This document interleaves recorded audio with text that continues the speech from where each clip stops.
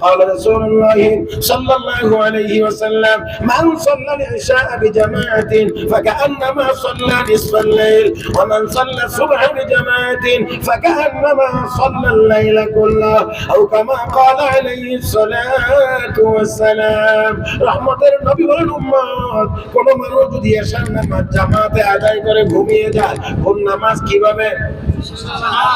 ভাই সবাই বলেন কোন নামাজ কিভাবে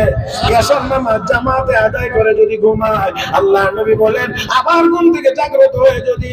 এশার ফজরের নামাজ জামাতে পড়ে নবী বলেন এশার নামাজ যে লোক জামাতে আদায় করে ঘুমাইলো সে যেন অর্ধেক রাত নামাজ আদায় করলো আবার যে ফজরের নামাজ জামাতে আদায় করবে আবার নবী বলেন সে যেন সারা রাত নামাজ আদায় করলো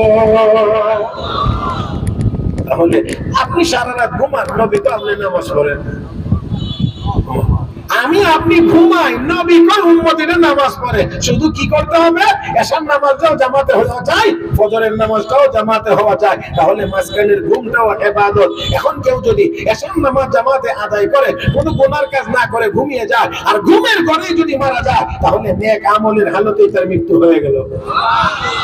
কথা বুঝাইতে পারছি না মনে হয় এশার নামাজ পড়ে জামাতে পড়ে অন্য কোনো গুনার কাজ না করে আল্লাহুম্মা বিসমিকা আমুতু আহইয়া বলে ডান কাত হয়ে ঘুমিয়ে পড়লো এই ঘুমের ভিতর থেকেই যদি মওত হয়ে যায় আর যদি জাগতে না পারে তাহলে অবশ্যই ইবাদতের হালতে তার মওত